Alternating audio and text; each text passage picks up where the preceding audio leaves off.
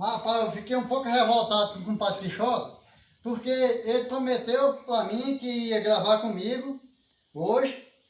Aí passou da hora, assim, que o compadre Pichote chegar, eu fiquei meio revoltado com ele, aí foi eu resolvi ligar para o compadre Pichote. Ei, compadre Pichote, mas rapaz, você não disse que ia me gravar uns vídeos hoje, rapaz, você disse que tinha umas piadas para contar e você não apareceu, passou da hora. Aí o compadre Pichote falou, não, compadre, eu vou pedir desculpa a você que eu não pude ir, rapaz, porque eu estou ajeitando aqui uma candidatura para mim, eu vou ser candidato. Eu estou pensando em ser candidato porque você sabe, agora, para ele não disse que era a candidatura dele, não sei se é gandula de vereador, ou então assim, eu não estou lembrado direito não. Aí quando ele disse, eu fiquei até um pouco feliz, né, quando ele falou que ia ser candidato. Aí eu disse assim, rapaz, compadre Pichote, eu acho que vai dar certo você ser candidato, porque você é uma pessoa que só fala a verdade, você não mente, não gosta de mentir, e essas pessoas que falam a verdade também não gostam de roubar, não. Porque político, você sabe que político, raramente você encontra um que não gosta de roubar, a maioria dos políticos rouba, né?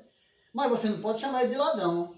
Aí eu disse até, Padre Pichote, é a bondade também, nem que você queira roubar um pouquinho, você roubar assim 1 milhão, 2 milhões, 3 milhões, você roubar 3 milhões, mas você não é ladrão, já tem uma palavra bonita para dizer com você. Por exemplo, o político rouba.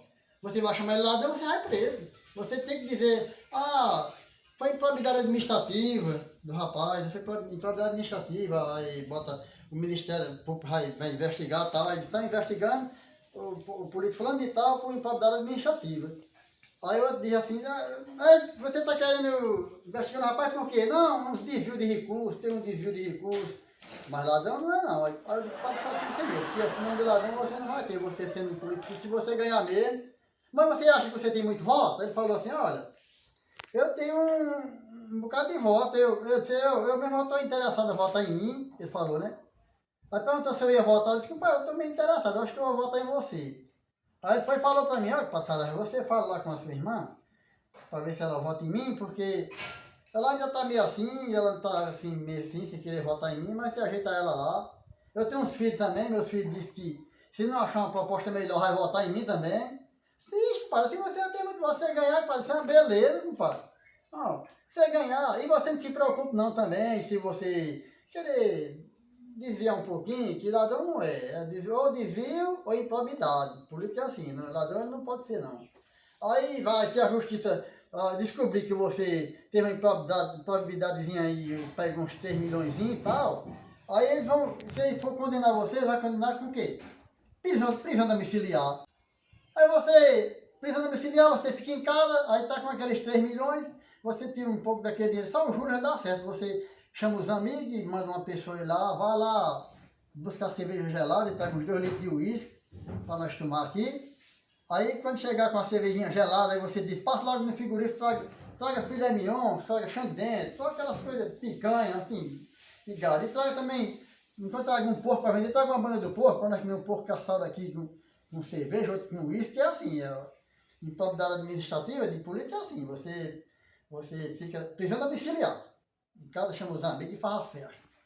Aí, outra vez, se você for condenado de outra forma, é o quê? Você, depois de prisão domiciliar, tem outra prisão, rapaz, que eu não estou lembrado agora, mas é uma prisão muito, muito ruim mesmo, meu Deus, não é? Sim, você está preso em liberdade.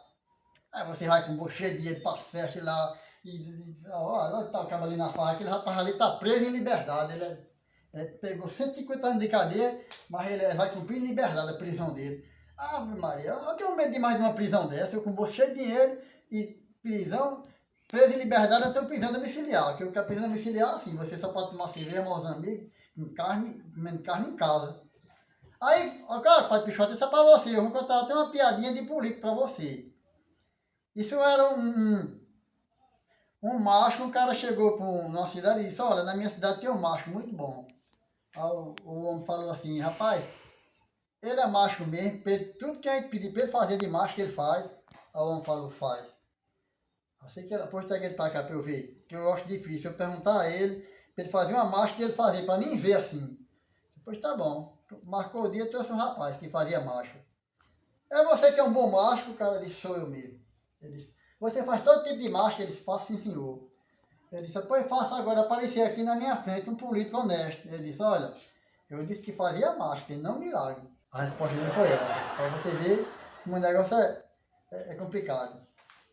Agora, ô, Padre Pichota, eu vou contar uma piadinha aqui, já que você não tá, vou contar outra piadinha aqui de político quando fica velho, que engira a cara assim. Aí tinha uma cidade que o barbeiro já tinha um caroço de abacate para quando o cidadão ficasse velho, que a cara fica engirada assim, ele colocava o caroço de abacate na boca, na hora que ia tirar a barba. Aí ele fazia, bota o caroço de abacate para esse lado, o cara fazia, rapava a barba.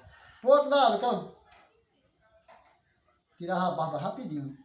Aí um dia, rapaz, chegou um velhinho lá com a carinha girada, banguela, ele disse, deixa eu botar o caroço de abacate na boca do senhor. Aí quando colocou, aí o velho ficou,